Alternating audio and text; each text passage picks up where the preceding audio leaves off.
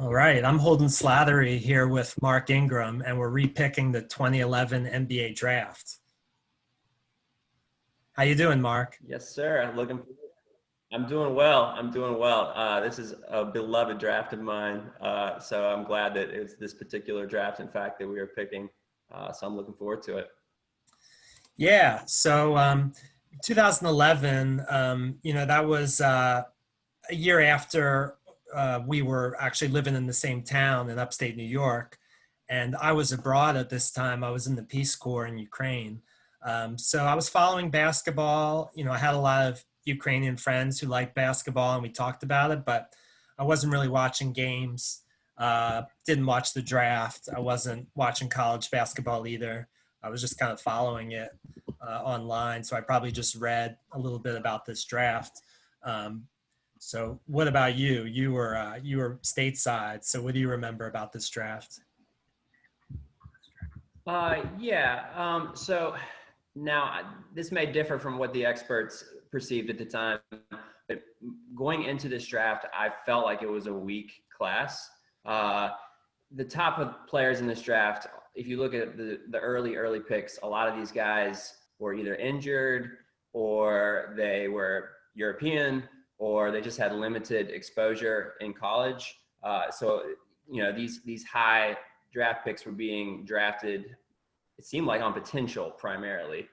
And I feel like if this was a strong draft at the time, there would have been more players that we felt like were a guarantee. And I don't think any of these guys were a guarantee. I mean, I know Kyrie went one, and we'll talk about, all these guys really, but even with him, there was huge questions.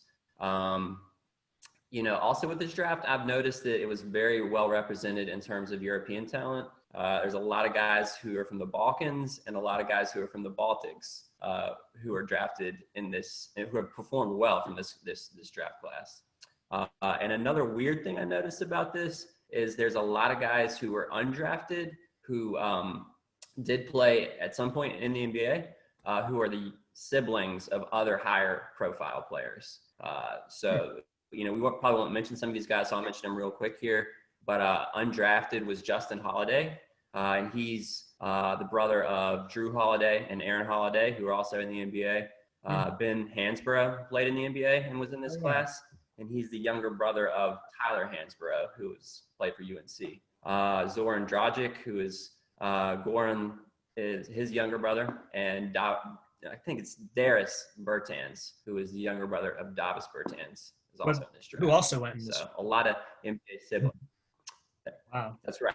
Yeah. And we'll talk about him too. At least he's definitely on my board. Yeah. Yeah. So, I mean, I don't remember all what people thought of the draft coming in, but looking back, I mean, I think it's definitely a strong draft. Do you want to go through the lottery picks as they went in that draft? Sure. Yeah, I'll run through them because there's a lot of them that we probably won't pick when we do ours.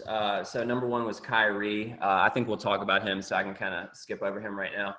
Number two was Derek Williams, who I really liked. He's kind of a tweener, like a 3-4, a little bit big for a small forward, a little undersized at power forward. I loved him out of Arizona. I guess you probably didn't watch a lot of these games, but he had a few big games against Duke and in the NCAA tournament. They kind of put him on the map.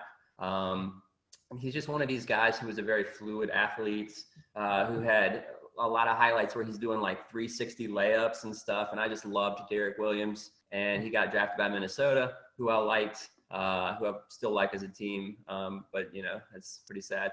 But he just didn't pan out. And there was an article I read about him where this moment where he's early in his career where he's made like a bonehead play, not anything too crazy, but he's going to the sidelines and he says he's about to start crying, but he kind of like holds it together and he's thinking to himself, and he admits this, like he's not sure if he wants to be in the NBA. So, that's perfectly understandable, but maybe he didn't quite have the mental makeup to be, an elite NBA player. But not to go off on a huge Derek Williams tangent. Mm-hmm. Number three was Enes Kanter, who we might talk about. Tristan Thompson, definitely one of the guys on my list, was number four. Jonas Valanciunas at number five. Jan Wesley at number 6. He was another guy that I'm sure we won't draft that I really liked. Has a very beautiful girlfriend, at least he did on draft night. There's some interesting footage of, when he's picked and he's like, he has his kiss with his girlfriend. I won't go into it. Number 7 was Bismack Biyombo out of the Congo. Brandon Knight at 8. Number 9 was Kemba, and I know we'll talk about him for sure. Number 10 was Jimmer Fredette. Number 11, Klay Thompson. 12, Alec Burks. And then we had the Morris twins at 13 and 14. Markieff Morris going ahead of Marcus. And then at 15, we had Kawhi. So that would, I guess, would be your lottery picks there. A lot of guys who came later who were very good players who obviously weren't picked in the lottery. But are there any of the ones from the lottery who didn't pan out that you want to hit in particular? Not really. I mean, I don't know. I mean, I remember Jimmer Fredette being a big name in college. But like I said, I wasn't really paying that much attention when these players were coming out. So, yeah, I mean, I think we could just get into it. What do you think? Okay. Yeah, definitely. I will say about Jimmer, there was so much hype around him in the NCAA tournament, and he scored like, I don't have his stats in front of me, but he scored like 30 a game or something his last year. But he just never made it in the NBA, and he even beat out Kemba Walker for some of the high-profile point guard awards in college. I think like the Oscar Robertson Award. He beat Kemba Walker for that award.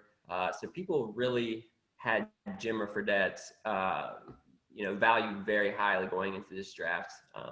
And I think Sacramento did pick him, or he was traded to Sacramento and never quite panned out. But he's one of those guys that keeps popping up. Like you see him in China. I've seen him in some different games in America for some of these different leagues. And you keep thinking, maybe not at this point, but you kind of thought for a few years that he might make it. He has a skill set that's extremely valuable. I mean, he shoots threes. That's the most important skill in the NBA today. Yet he never really made it. I guess maybe a lack of size and quickness was probably a contributing factor. Yeah. And who knows where he would have ended up, if he got drafted by the Spurs or some other team. So you never know. Right, or drafted in 2020. He might have made it. I don't know. Yeah. Okay. Yeah, we can go through the picks now. Who gets number 1 pick? I forget.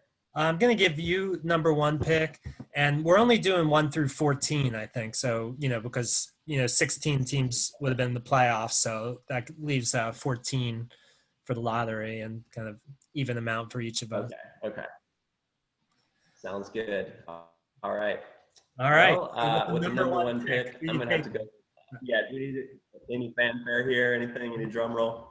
Yeah, sure. Okay. Thank you. Well, I think it's probably not too much of a surprise, but I'm going to go with Kawhi Leonard with the number 1 pick. Kawhi, I mean, there's so much you can say about him, yet there's so little that we know about Kawhi. This is not news, but he's extremely reserved. He doesn't show much emotion. I watch Kawhi and I admit that I'm trying to imagine what he's thinking as he's playing basketball. And I have no idea at any point. And maybe that's a strength of his. He had an interesting childhood. His father was killed when he was a very young child, when Kawhi was a young child. He went to Canyon Springs High School, which is the same high school as Skee-Lo. I don't know if you remember that song from the early 90s. I think it's called like, I wish I was a little bit taller. I wish I was a baller. Yeah, I hear that all the time on song radio here still. Yeah, same high school as Kawhi Leonard. I thought that was interesting. But then anyway, he transferred to Martin Luther King High School later on during high school, and he played with Tony Snell, who also was an NBA player. I think with Kawhi, obviously he is completely focused on his craft. He is a highly intelligent basketball player. I don't know if he can change your team's culture. When he was most successful with San Antonio. They had a strong culture when he was that year in Toronto and they won a championship. He was part of an extremely strong culture. I don't think he hurts your team's culture, and I don't think he detracts in any way from a team's culture, but I don't think he can like rally a team around him and say, you know, guys, we got to come together as a team. That being said, I'm still picking him number one. You know, he was an elite defender early in his career. He can still turn it on right now and play elite defense when he needs to. I do worry a little bit about his quad. I think it's his right quad. It does seem like at this point, and he's not an old guy, but it seems like he has to sort of pick his spots these days. I still love the way he can get mid-range baskets. I know it almost seems like the mid-range is antiquated as a shot, but a player who can create a shot and just get to a spot and hit a mid-range shot when you need it it's still an extremely valuable skill. And there's guys in this draft who also can do that. But Kawhi's probably the best at it, and he can string together baskets. He developed into a shooter. He wasn't a shooter necessarily, I think, at San Diego State, but he turned into one. He shot 43s over 2 years in college, but he's developed into a very good three-point shooter. You know, I would take Kawhi and hope that whatever culture I had or whatever my team chemistry was, it develops him. Because I just don't know if he would have been the same Kawhi if he wasn't drafted or wasn't traded to San Antonio. But I'm still taking him number one, trusting that he is an extremely self-motivated individual who will still develop his game in the same trajectory he did. And just, I will hope that he can keep that quad healthy. You know, he is just an impressive physical specimen. He's not an overpowering athlete, yet he's got these hands that are some of the biggest hands I've ever seen.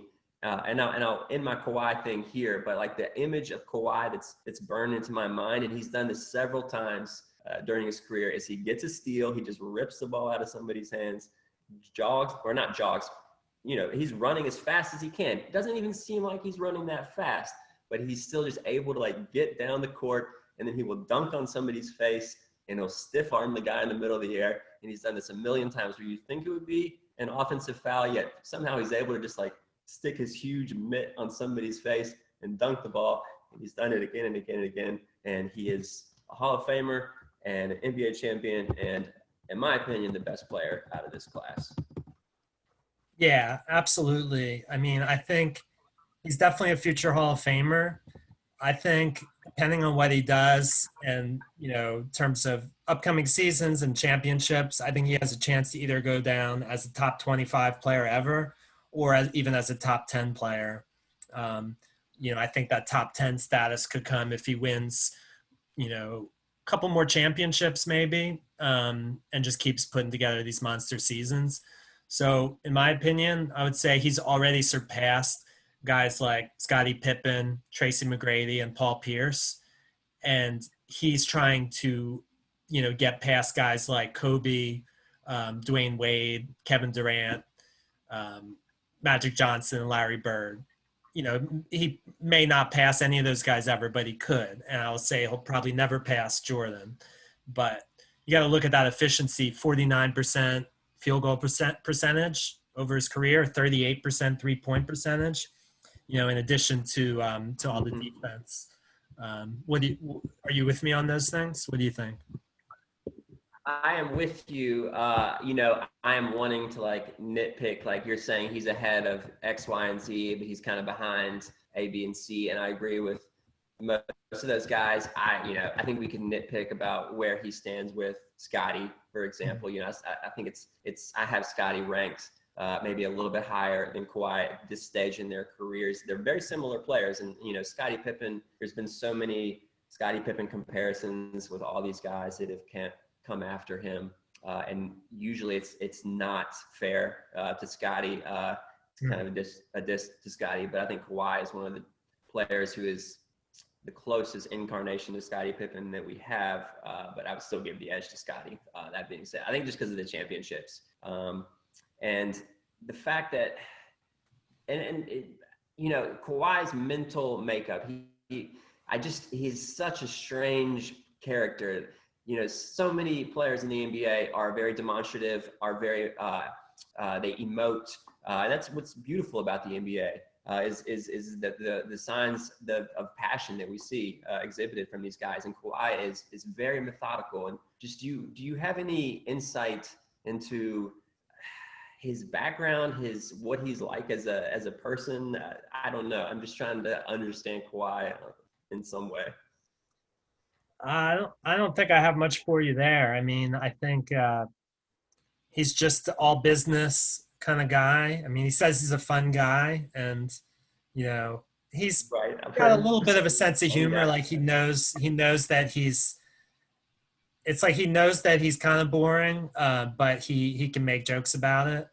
Um, so it's Yeah, I guess I'm sorry, but like that's all true. I think the question, and maybe this is some recency bias with this Clippers, you know, how things ended. You know, we're starting to question Paul George. That's happening from everybody, and people are. I wonder. You know, I think I'm hearing some questioning of Kawhi. Like, do you think? I don't want to use the word selfish. I don't think he's a selfish player, but you know, most players would have stayed in Toronto after they won a championship, even if they signed like a 1-year deal. It seems very strange, his motivation. You know, he wanted out of San Antonio. They were an elite franchise. He wanted out of Toronto. They're an elite franchise. You know, it doesn't seem like he has a big connection to the Clippers franchise. So what is his driving force? yeah. I mean, I think he probably just likes LA and Southern California, and wanted the chance to play there. Especially if he can do it with another star player and on a good team. But yeah, I don't know. I think it'll always kind of be a mystery, and that's kind of it. It looks like you froze up for a second. By the way, I think I had the wrong view on. I was seeing you know just seeing you. So I'm gonna go ahead with my second pick. Um, Yeah. so Okay. I lost audio for a second. Yeah, go ahead. okay. So second of all, in this draft, I'm taking Klay Thompson. Yeah, Klay Thompson.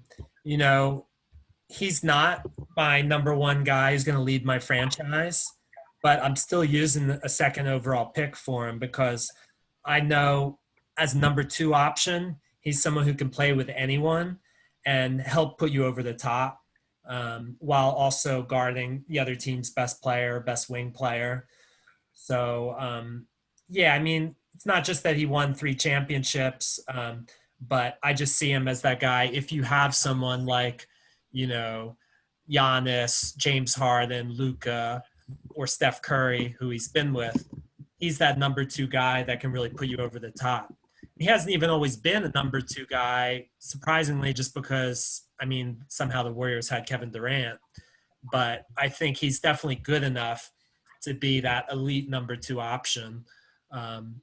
So I'm taking him and hoping that I can put him with a superstar player.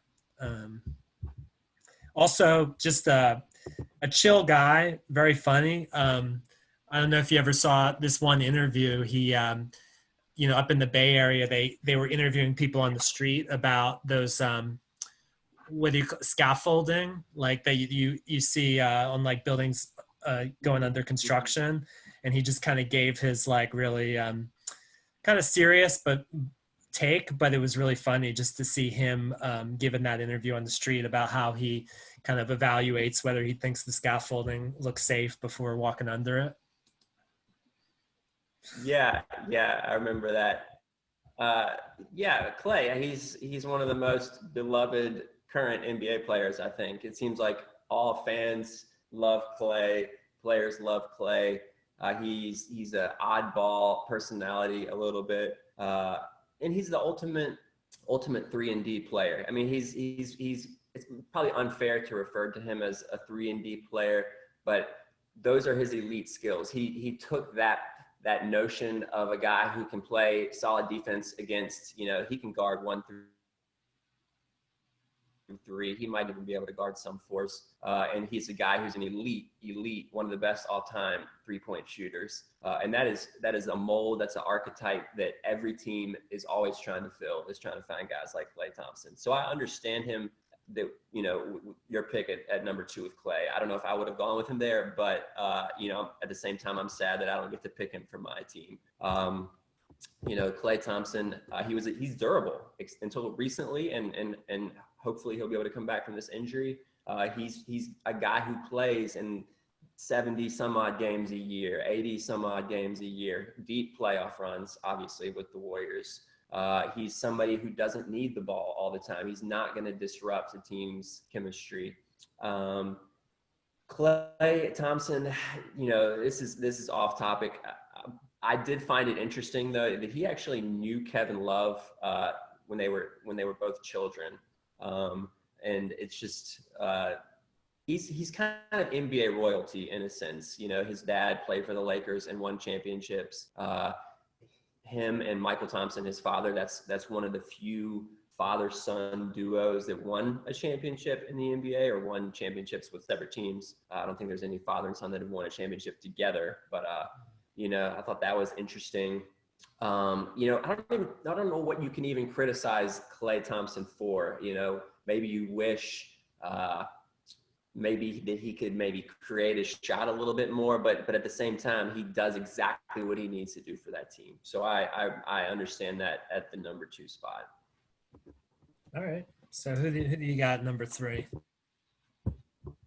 Okay. Let me look at my board here. So I'm tempted, and I just want to make sure there's not a better choice here. I'll probably regret it too. Okay, actually no. So I'm gonna go with Jimmy Butler at number 3.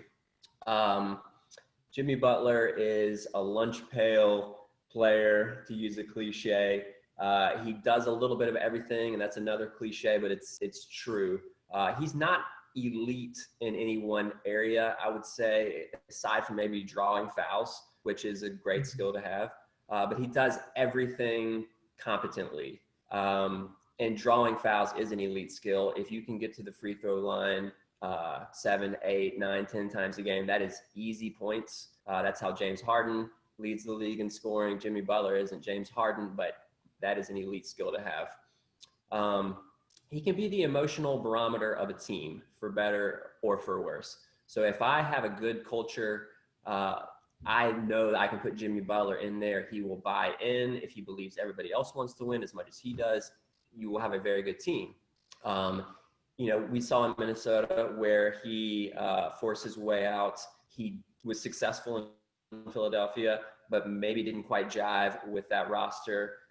He was great in Chicago under Tom Thibodeau, but then had a public, I'll say, argument/feud with Fred Hoiberg, who he felt like Fred Hoiberg wasn't driving the team hard enough, wasn't pushing him hard enough. All of this leads me to believe about Jimmy Butler that, some people say he's a locker room cancer. He can be toxic in the locker room. I think everything that Jimmy Butler does is an orchestrated, planned, premeditated attempt to put himself in a winning situation. I think in Minnesota, when he lashed out at his teammates, I think that was premeditated. He had an interview with Rachel Nichols there in Minnesota right when that happened. He knew what he was trying to do. He's happy in Miami now. Some things you can criticize him about, he's not the most durable player. He seems like he would be durable. He's very strong, but he's usually playing around 60 some odd games a year. He has a weird friendship with Mark Wahlberg. That's a little bit strange. But he has great hair. He has some of the best, one of my favorite hairdos in the NBA. And I know that's not a reason to draft somebody. And I know there's guys who have more interesting hair, but I love the sprouting Jimmy Butler hair. Just watching him take clutch shots and not be afraid of anything. So I'm taking Jimmy Butler at number 3. Yeah, I had him at number 3 too on my board. I agree with pretty much everything you said. I think one thing we're seeing, that I'm seeing is he's just a great creator, passer. Like he seems maybe just as good now on his Heat team at setting other people up as he is at getting his own baskets, which is not something he was really known for, but maybe it's something that kind of went under the radar about him for a long time. And he even could run point in Philadelphia, especially at the end of games. I mean, he can run point, and it's just, it was that was one of the conflicts I think with him and Ben Simmons is because Ben Simmons was still at the point and Jimmy wanted to run pick and roll. So yeah, I mean, I think he very smart. He's very critical. I think he has strong views on how the team should play, and like, so it's important to have a coach that's like strong, but also like, will listen to him. I guess. I mean, I saw him walking down through the tunnel after the last game when they lost to the Lakers. I heard him saying something to Kelly Olynyk. I have no idea what he was saying, but if I had to imagine, or based on what I saw, I think he was saying, "I told you," or something. I just imagine he was saying, I told you that zone wasn't going to work against the Lakers with LeBron and AD. I just imagine that he wanted to go man. Even though that Miami Heat zone works really well, it's like LeBron's too smart for it. So I just imagine that he wanted to go man, but who knows? I could be completely wrong. Yeah, who knows what he was saying in that moment. Do you think Butler is a good teammate? Yeah, I think he's a pretty good teammate. I don't know. I mean, I think as long as he feels like the players around him are as motivated or as he is, he just gets frustrated when they're not. So, yeah, I'm not 100% sure. Specific with my question. Well, I guess what I was kind of aiming at was, do you think he felt like Embiid and Simmons had the mindset that he was looking for in teammates? Well, as much as people say, Embiid's not in good enough shape and things like that, he and Embiid seem to love each other. They really like playing together. So I think he thought that they play hard enough.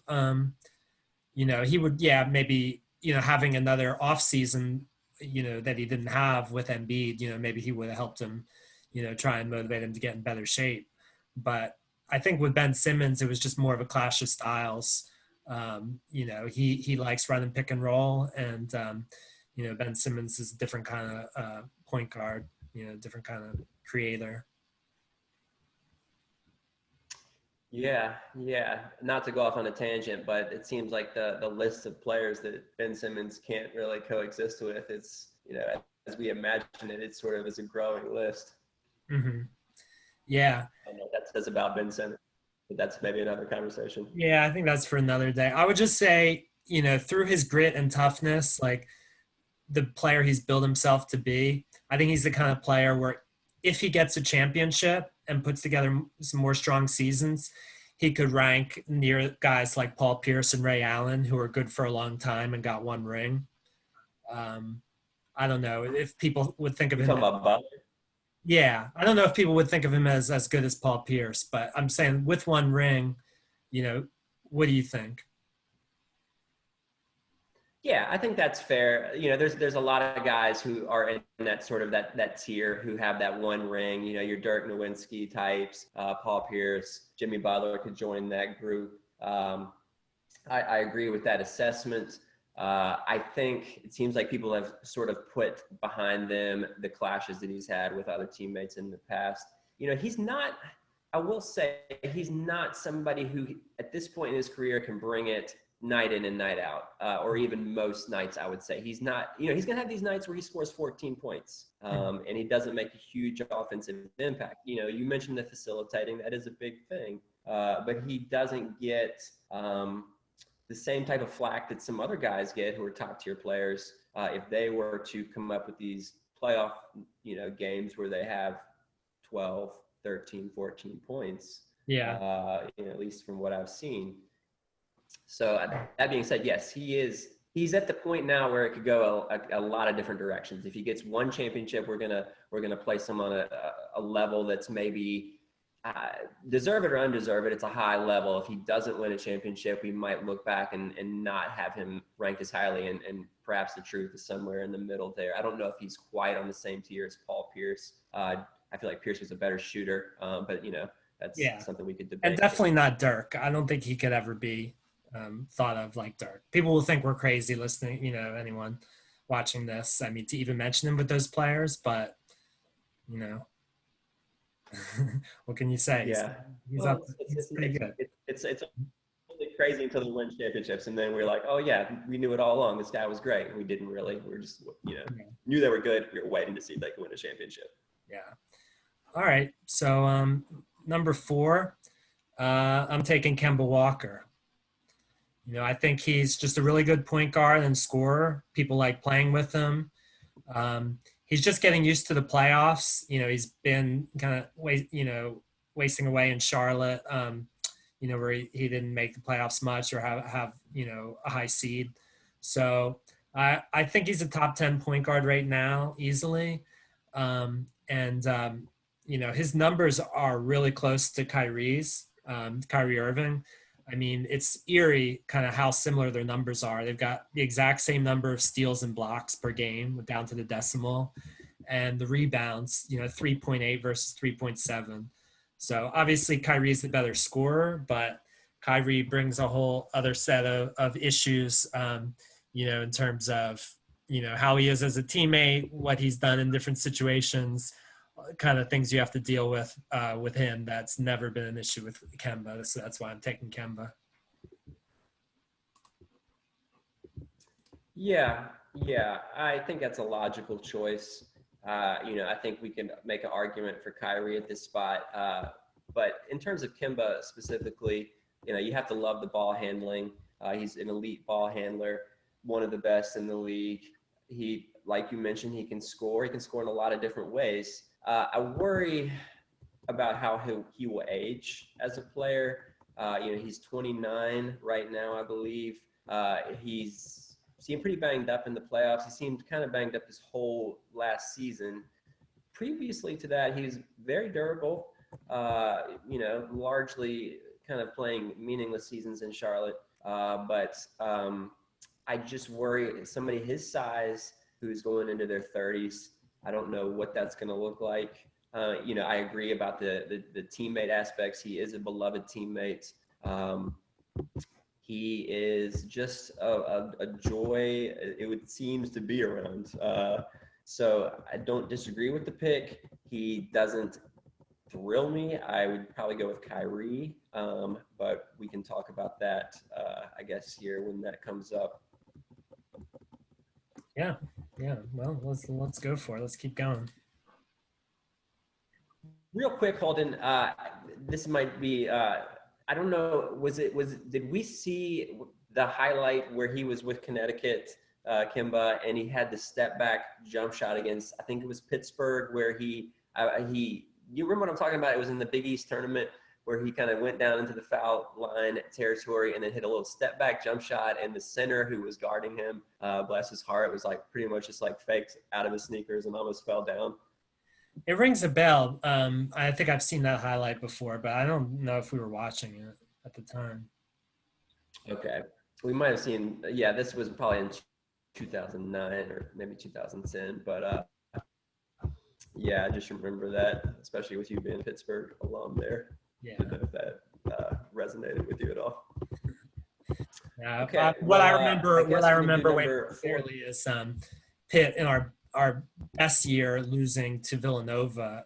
Scotty Reynolds, I think, had a last second layup, that knocked us out. So that's my biggest memory. And it took me a while as a guy who grew up in the Philly suburbs, then went to Pitt, started hating Villanova for beating us till I could, kind of come back to my Philly roots and start liking Nova again. But that's all another story. Yeah, that would be definitely, a conflict there, internal conflict with the Pittsburgh Nova. So I guess it's up to me here at number 4, right? Number 5. Oh, number 5. Okay. Yeah, you can be number 4. Okay.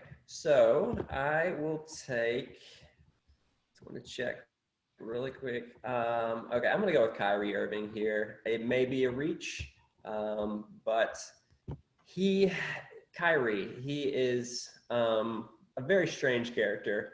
We know this. He is a dazzling player, and I don't say that with any hyperbole at all. Kyrie Irving, I can watch highlights of Kyrie Irving and just my jaw is dropped for minutes on end, just watching him cross people over. He has every dribbling move in the book. He could be one of the best finishers in the league, and that's amazing considering his size. You know, we can't dispute his talent. I think the criticisms of Kyrie are at times he's played selfishly, which I don't think you can argue. But that skill, you know, for the detriment that it causes, that is a skill that is an elite skill that you must have at certain points when you need to win games down the stretch, where he can just take over a game. He has no fear, and few NBA players can say that. There's no moment that scares Kyrie. He will take any shot you need to take in the clutch. He can rack up points in big moments. He can take over quarters of games. He can take over entire games. And those are his elite skills that he has. But he is also just a baffling person. You know, he's like Kawhi in the sense that we will never understand Kyrie Irving differently, but than Kawhi is. But we will just he can't be understood. He's a magician with the basketball, but at the same time, he's sort of I'm struggling for the words, but he's an artist, but he's also somebody who's a little bit deceiving. You get some very good things with Kyrie, but you get some very bad things with Kyrie. You know, it feels like almost he's not even 30 yet, but it feels like in a way his career's over, and maybe he'll rebound a little bit with Brooklyn, but it feels like in some ways that his best days are behind him. You know, you wonder if he can be successful in any situation that doesn't have LeBron. So these are all things that are bad, I feel like I'm saying about Kyrie, yet I am still picking him because he possesses a skill set that maybe no one in the world possesses in terms of his combination of offensive skills, the ability to dribble, to shoot from outside, to be able to drive and finish with all these crazy contorted layups that we've seen over and over again. As I say this, I'm speechless about Kyrie. I love him as a player, and yet at the same time, he's maddening as a player. Yeah. I don't know. What are your thoughts on Kyrie? I definitely don't think his career is over. Plus, especially if Kevin Durant, you know, really comes back strong. I mean, they'll be able to do something, but I just worry about what he does to the chemistry. You know, I thought it was, you know, obviously crazy. He said the other day that they don't really need to have a head coach. You know, he's already casting doubt on whether, you know, Steve Nash can have any authority over that team. And it just kind of continues. Yes. You know, he makes nonsensical posts on Instagram. You know, he tries to be a leader. He wants to be a leader. He wants to be an influencer. Like he wanted to tell, you know, the other NBA players they shouldn't go down to the bubble, things like that, even though he was injured and didn't have anything to lose. So it seems like he's just always inserting himself and asserting, you know, his opinions on how things should be. But it's always coming from a weird place and is kind of always hard to understand. Yes, I don't disagree with anything that you're saying. I think the best situation for Kyrie is there a situation where you could ignore everything that Kyrie says? And I don't mean that in a flippant way. I mean that like, Kyrie, you don't have to be a leader. Kyrie, you can say whatever you want. We know you have different kind of weird ideas and, you know, you should be free to speak your mind if you want to. But I think people hang on everything that Kyrie says to a fault. I think just about everything that Kyrie says should be taken with a grain of salt and just, you know, everything in terms of the chemistry of Brooklyn should just continue on regardless of what Kyrie says. I wish I could have seen that in Boston. I think when he was with LeBron, I think, you know, his personality was sort of absorbed by the overall orbit that LeBron creates. So, you know, I don't know if there's a world where Kyrie can sort of just be I don't want to use the word marginalized, but put in a position that suits his level of focus. He shouldn't have to be a leader. It seems like there could be a situation where he could be put in that position where he doesn't have to lead. He can score, he can do what he does best without having to be the culture setter that some other top tier players are. Yeah. Last thing about him, I just think it's really a shame that the way he forced himself out of Cleveland, because he was in the perfect situation playing there with LeBron. LeBron was letting him, he was deferring to him and letting him take big shots. And it was kind of a perfect partnership in terms of styles. And, I think they could have been together longer. I think, say if you replace him with Kemba, maybe they don't win that championship against the Warriors because Kyrie's a little better. But then you see LeBron and Kemba stick around for a few years and not blow it up like that. So, yeah, that's all I have on him. We could debate that too. And I love LeBron, but he does hijack a team's general management. Everything that happened with Cleveland when LeBron was on that team was based around what was best for LeBron. Couldn't you understand Kyrie's frustration being in that situation and feeling like his destiny was tied entirely to whatever LeBron wanted to do? If LeBron wanted to leave, then Kyrie would be left hung out to dry. If LeBron wanted to stay, then that's great for Kyrie, I guess, if Kyrie wants to play with him, but it was all based upon, he wasn't master of his own destiny, I guess is what it seemed like from his perspective in Cleveland. Yeah, maybe. But I mean, if he wanted to have his own team, then LeBron leaving wouldn't be that big of a deal for him at some point. So I don't know. I would have just hoped that he would stick it out and try to defend that championship. But yeah. I mean, LeBron was trading all his draft picks too. Not his, but the team's, with LeBron's desire to always be upgrading the roster. They're always trading picks with him. So we can I can understand. That. Yeah. It's just, I don't know. We could go off on a tangent on that. Probably we should keep going though. Yeah. All right. So I'm picking number 6. With this pick, I'm taking Nikola Vuchevich. He's just a really good center. He's not talked about that much because he's in Orlando, but I think he's been a top 5 center for a while. He's one of the only centers in the league that really matter right now, along with Jokic, Embiid, and Bam Adebayo. He's just improved a lot. He learned to hit threes in the past couple of years and pass really well. I don't think this factors into it, but I have a little history. He's one of the only NBA players, or the only one that I really met. I interviewed him back in college, or actually in grad school. I was working for the Office of International Services at USC, and as a basketball fan, I just wondered if I could kind of find a way in. So he was a USC alum who was an international player, who had been an international student. So I made my way over to a couple Lakers and Clippers games with a press pass and got a chance to interview him. He didn't have anything that exciting to say. He didn't come off as a fascinating interview, but it was just cool to have that opportunity. But yeah. Yeah. You've told me that story before about you speaking with him. Mm-hmm. I think that's pretty cool. You got to meet him. I think he's a good pick where you're taking him in terms of who's left on the board. He doesn't excite me. He's kind of plays a little bit below the rim.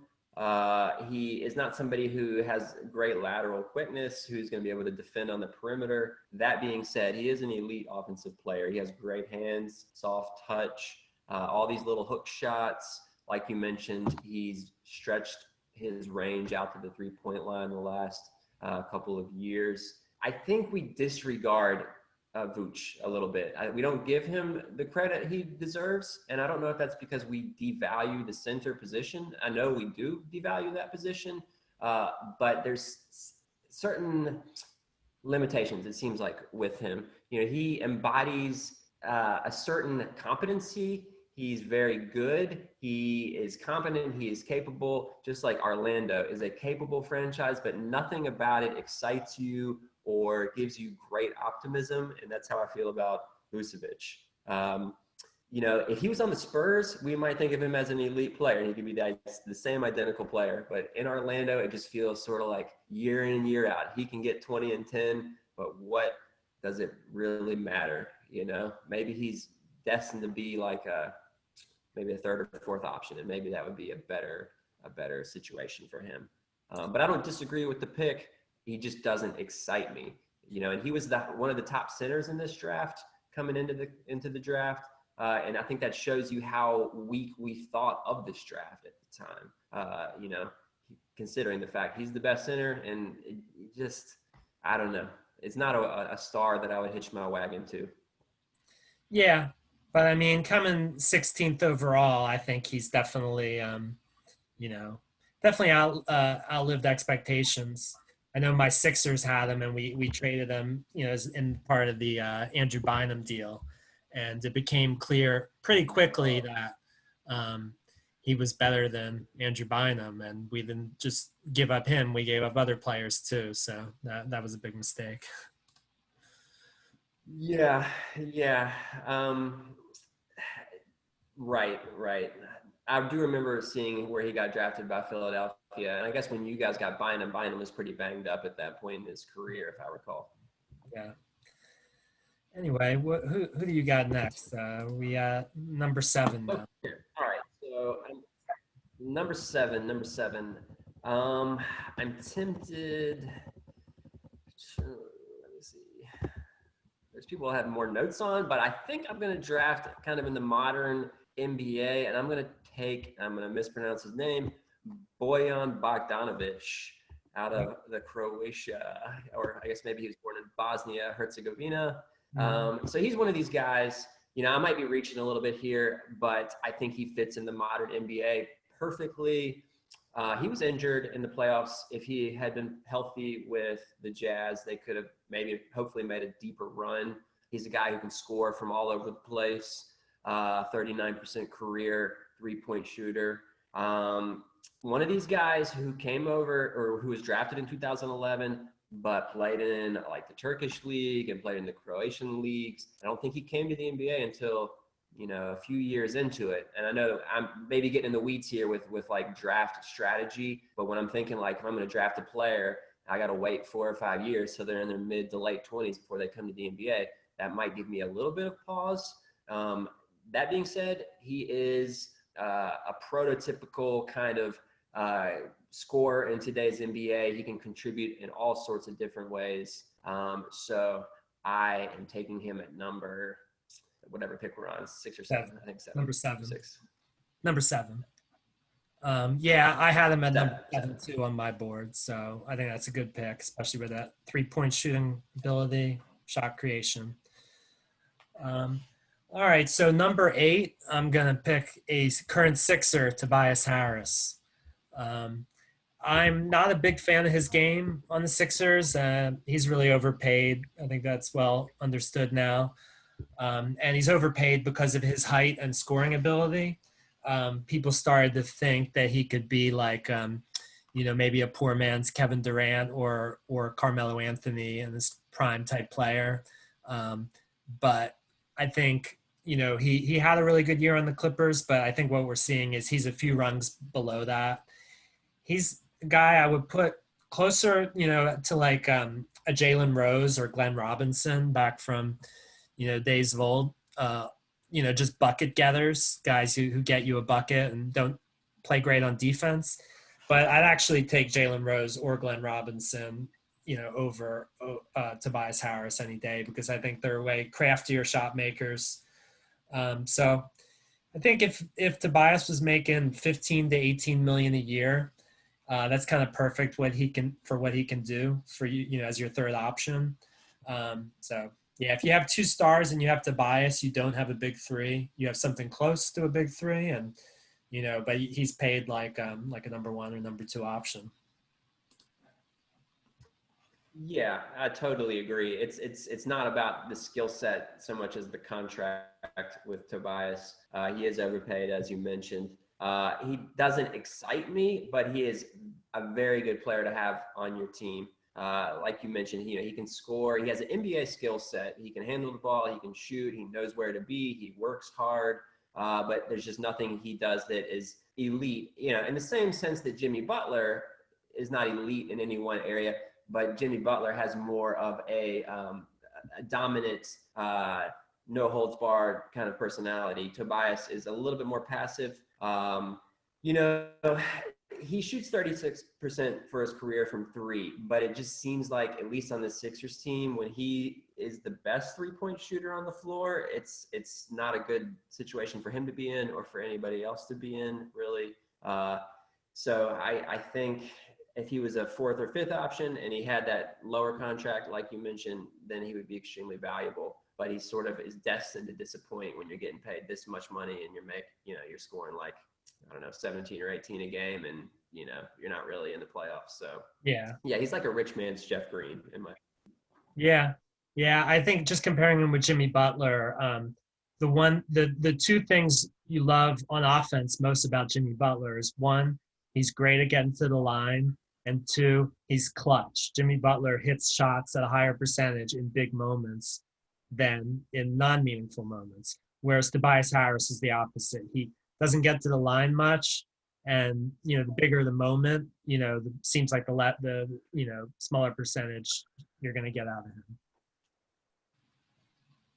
Yeah. So he's a good pick for the 8 spot. But I think his role is that of a supporting cast type of player. He's an elite supporting cast player. Mm-hmm. All right. Who do you have at 9? So number 9. Okay. So Tobias Harris is off the board. We're getting not entirely in the dregs here, but I'm going to take Isaiah Thomas. In his prime, he's somebody who could blow past people, excellent quickness. He was crafty. He could hit threes, but then as a little person, he's 5'10", but he could still get to the basket. He could use his body to shield off defenders and be able to finish.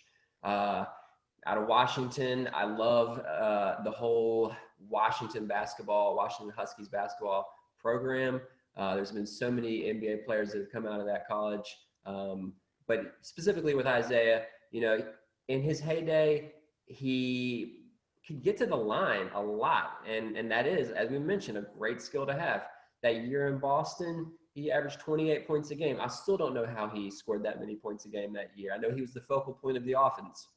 I know he was in a good system that utilized his skills, but it still baffles me how he was able to do it. And he had numerous great scoring years. The hip injury derailed his career, and he made a little bit of a bounce back this past season, I think, with Washington, and got traded to the Clippers at one point and then was waived, and he's out of the NBA, might get back in, might not.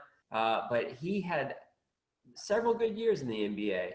And for somebody his size, I think that is an amazing accomplishment. And he laid it all out on the line for Boston, and then got that injury and tried to play through it and gave everything he had to that city. And it kind of ended in a tragic way.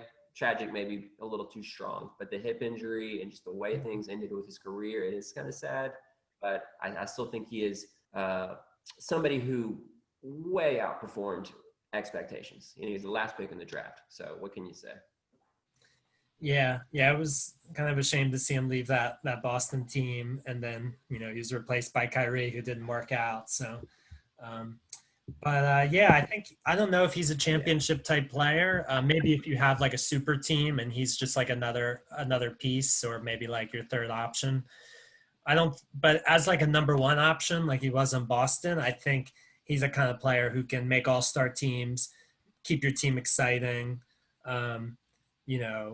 Give you a little bit of that like Iverson factor, where it's just like someone exciting, putting up lots of points, making things fun, and can kind of just do that, or he could.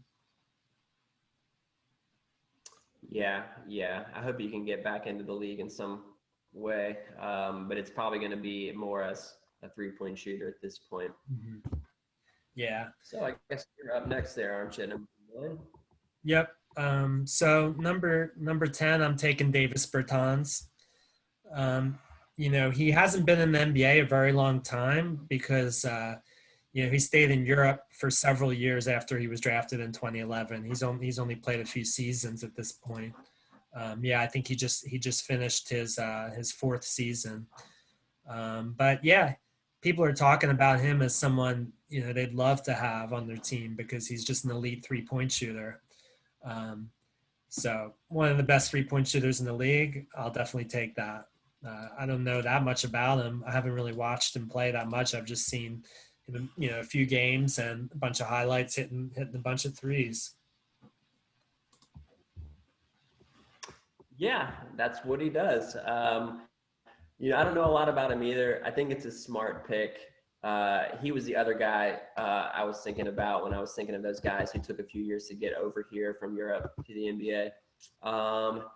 He has torn his ACL a couple times. I did read about that. Both times were when he was playing overseas. And he's, a guy who's in his 30s now at this point, or around 30, 31, can hit the three like you mentioned. It's just a shame that, once again, I know I said this already, but it's a shame that some of these guys, we don't see them until much later on in their career. Bertans is an example of that. And he didn't really start shooting a bunch of threes until he got to Washington. He showed that a little bit in San Antonio, but he was playing a smaller role coming off the bench. I do like that about players who can just come off the bench and just like shoot and be in the zone and are not like somebody has to get warmed up. He's not one of those guys who can just shoot, make threes. It's a great skill to have. And he should age well, I feel like, because it is just, you can shoot threes when you're 40. So he's 6'10". He should have some good years left over. So I think it's a good pick. Yeah, thanks. You're up at 11. All right. I'm up at 11. Okay. So at this point in the draft, there might be better players on the board, but I guess maybe I would just want to pick somebody that I'll like. So I'm going to pick.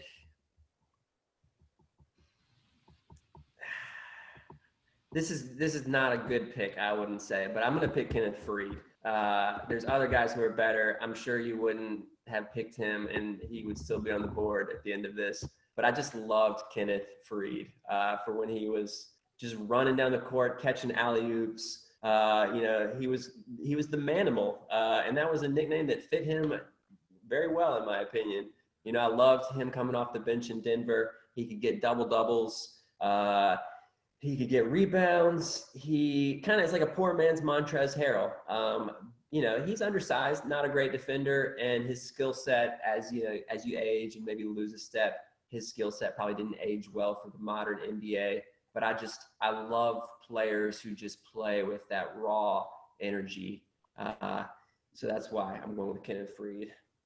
Yeah, I mean, I was abroad, I think, during his heyday, and then by the time I came back, he was starting to fade a little bit. So I think his prime was really only a few years there. Right? But yeah. And you can't even, I don't even know if I would call it a prime. I mean, it was years, it was some early years in a player's career where he's still very young. You expect him to be athletic. He was athletic. He was just sort of transcendently athletic for a moment. If somebody like Blake Griffin, were captivated dunk after dunk, season after season, and Kenneth Faried is somebody who could do that, but maybe only did it for like part of a season instead of several years. Yeah. All right, I like it. I like the surprise. All right, so I think next brings me to number 12. I'm going to go with Tristan Thompson. I wasn't sure how good he was until then. I saw him on a championship team. Yeah, it was with LeBron and Kyrie and Kevin Love. But, he never was really a shooter or shot blocker, but just an elite rebounder, offensive rebounding especially. And he came up big for the Cavs in their championship run. And, I wonder what his career would be like if he, was still on a good team instead of, a rebuilding Cavs team. I don't love him, but I think he still is one of those big men that can help you. Yeah, yeah. I don't love his game either, but he is, like you said, a big man that can help you. One of the best offensive rebounders in basketball. At least he was in his prime. I wonder, and this is rampant speculation. I wonder if the Kardashian involvement had any impact on his career. We could go through the players, and I actually did research all the players who dated Kardashians, and some of them have had tumultuous relationships, which have arguably caused their career problems. Tristan Thompson was always a very good player who sort of, I think, was maybe given a little bit more limelight, a little bit more, with being with LeBron and being with Clutch. I think he was always a little bit maybe overvalued, but he was still very good. He overpaid, certainly, in the sense that Tobias was as well. But I agree that I think he's somebody who still brings a lot of energy. He could be a contributor if he got on somebody besides Cleveland. So I haven't given up on Tristan Thompson. I think he can be a valuable player still, but he needs to probably settle into a more realistic role for where he's at in his career. Yeah, especially for someone who's like more of a workhorse type player, you don't want him to get too much into like celebrity TMZ status, because I just don't think that lends itself well to to being that kind of player and putting in that kind of work and like having that kind of grit. Yeah. night in and night out. Right. And you can Google Tristan Thompson and the TMZ rumors start popping up. He's linked to not only the Kardashian who he has a child with, I believe, but then also linked to like a friend of one of the other Kardashians in some sort of tumultuous relationship. And I don't want to speculate on any of this, but it is a little bit, it seems like a distraction. It seems like it would be a distraction. It would be one for me if I was in his position. I can definitely say that much. Yeah. All right. Who do we got next? Okay. So it's me and 13. Okay. I will go with Jonas Valanciunas, Lithuanian center, I believe. Just a guy who's gigantic. He is just a brick house of strength. He's improved. He's made steady improvements over his career. I've read some information that says he kind of has worked hard on his diet. He is definitely somebody who can't always play like against all lineups. He's going to be run off the floor. He can't play against small ball teams. But when you need him to bang with a center, he's a great player to be able to stick out there. I always love big men who can make foul shots, and he's a guy who shoots like 70% from the line. So that means you can't do Haka Jonas or anything, which is a valuable skill. You got to have it. So I'm going with him at number 13 or 14. I keep forgetting the pick. But yeah. 13. Yeah, I like that pick. I mean, I've never been that impressed. Like, he's never been that relevant, but, especially now with the center position kind of fading a little bit, but he's always been solid. I remember him in his Raptors days, just in the playoffs, just missing a bunch of bunnies, like, right by the basket. He just needed like make a layup and he couldn't make it. And that kind of knocked him out of the playoffs, basically, as I remember. So yeah, it's kind of my clearest memory of him.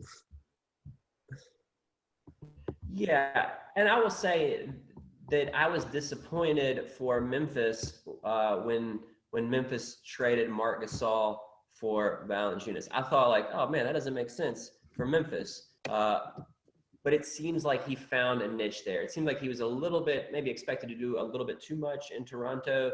You can't think of him as a starting center, in my opinion, but I think as a backup center, he's a very top tier backup center, somebody who has those nights where he's going to get you buckets. Other nights he might not play, but that's just a backup center. That's what a backup center does. Interesting. Yeah, I never thought of him as a backup center, but that may be what he is. I don't know. So yeah. All right, so number 14 is the last one. I'm not sure if you had this guy on your board, but I'm taking Ennis Cantor. Um, I like Cantor. His defense, obviously he's not known as a decent defender at all from the perimeter. So that keeps him off the floor sometimes, but he's actually a pretty good defender in the post. And I just love his energy, his swagger. I love the option. He has a backup center to kind of play 15 to 25 minutes a game, depending on matchups. I've seen him have some good moments. Yeah, I would use my 14th pick for that. Not to have like a starting center, but a backup center, like you said. Yeah. Okay. Well, yeah, you're right. He was not on my board. I knew he was in this draft. Um, his situation is one that I sympathize with. He was being paid, I think, by a European basketball team and then was ruled ineligible to play at Kentucky. And I think those kind of rules are really, they don't provide, they're just detrimental to the whole basketball ecosystem. But that's a side point. I wouldn't have picked him where you picked him. We know he's terrible on defense, but he is somebody who can score. He has great hands. He can get you buckets as well, just like Vučević, just like Valanciunas. He's right in that same tier of just being able to score, but he is so limited outside of scoring and rebounding on the inside that I think he's a reach. So if you took him, I'd be okay with that. If it was me, I probably would have gone with, well, there's not a lot of great players left. I might have gone for like one of the Morris twins, and those guys, come with their own pros and cons. Yeah. But yeah. I thought about the Marcus twins, but maybe it's I just like Cantor. It's like it all depends on matchups, but how do you rate him as a post defender? Because I've seen him come in against big men, against other teams with a big man. I've seen him come in and play pretty well in the post on defense. Yeah, I'm not concerned about like him guarding somebody. I think he's big enough that if he's getting back down, he's playing post defense. Sure, he can keep his hands up. What I hear about with a lot of these guys, and I'm not an expert on each one of these centers, but a lot of these guys, maybe they can play post defense, but they can't rotate. He's not an above the rim player. He's not somebody who I feel like blocks a lot of shots. So I just think he suffers from that same sort of sluggish, slow-footed type of defense that gets players like him off the floor, that gets players like Valanciunas off the floor, that sort of even limits the value of Vučević to an extent. Just these guys can't play perimeter defense, and it's sadly to say that's such a vital skill when everybody shoots threes all the time. Yeah.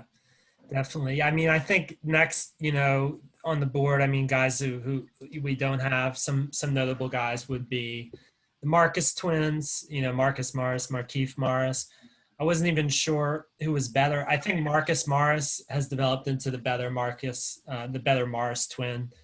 He definitely talks a lot of trash and plays a little dirty. You kind of like to have someone like that on your team, and he can shoot and defend, but I just don't like him enough. I don't think he brings enough to the table for me to use a pick on him. Same with Markieff. Though he's looking decent on the Lakers, right now. But anyone else? What do you think? Is there anyone else that notable guys we didn't take in this draft? I maybe Chandler Parsons.